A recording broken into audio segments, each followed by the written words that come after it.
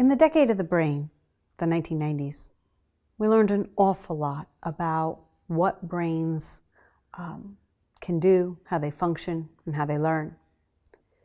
It can be helpful to think about two kinds of brains. There are what we call linear brains or synthesizing brains. These brains can take small chunks of information and synthesize them together into a comprehensive whole. And this brain learns it's most comfortable when you take a concept and you break it down into little chunks. And the more they struggle with something, just keep trying to break it down into a smaller chunk and they're going to become comfortable.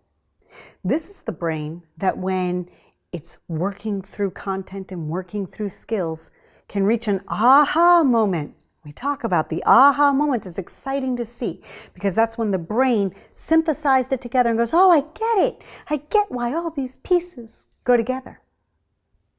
Linear brains are fun to teach. And many modern curriculums still have what we call linear curriculum designs. Chunk it down into small pieces and eventually it all comes together. Many teachers self-describe themselves as linear learning brains.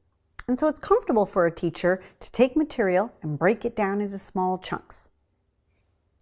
There are other kinds of brains. So let's talk a little bit about an analyzing brain, or what it can be helpful to think about as a spiderweb brain. A spiderweb brain, and a spiderweb, if you think about it, has a center, and then it has spokes that go out and connect. This kind of brain needs a whole. It starts with a concept, a big idea, the why. And if it has that comprehensive whole, it can take little bits of information and stick it to it in a way that makes sense.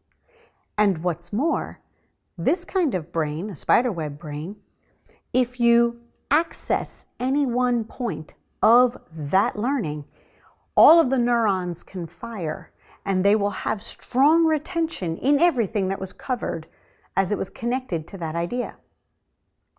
This kind of spiderweb brain, or what we would call an analyzing brain, really needs a different kind of curriculum approach. They need to have the why. They absolutely need it. Now for us in curriculum design, that would be the essential question. But if we don't have that for the analyzing brain, then they struggle. And they might look at material, and maybe you can picture this, but a teacher might say, I need you to use what's in this box up here, these words, to solve these problems right here. And the learner might say, I'm not sure what you want me to do.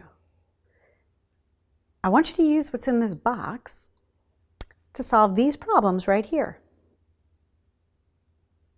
I don't know what you want me to do. That frustration where it seems like a learner might be being obstinate or might just not be cooperative. They're not.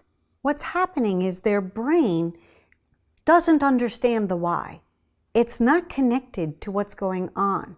They understand you want them to take these pieces here. That's not their point. But they don't know how to express or phrase that this learning, they do not understand why they would be doing that, so they've got nothing to file it on, nothing to stick it to in their brain. And so they are genuinely confused as to what to do with this activity that you're asking them to do. The other part of what's happening with these two kinds of brains is it's not as black and white as what we've just described. What happens is all people can be one kind of brain or the other. Sometimes it just depends on what we're trying to learn. Sometimes it just depends on what we're trying to do. And even more insidious, sometimes it switches on us right in the middle of trying to do a task. So I might have been very comfortable with a linear progression up until a point. And then I run into a spot where my brain says, whoa, what's the why? And I will experience that disruption of the learning process as I then switch to what we are now calling a spiderweb brain. We want to be sympathetic to that, and we want to be understanding to the process, both with our learners and with ourselves. So how do we do that?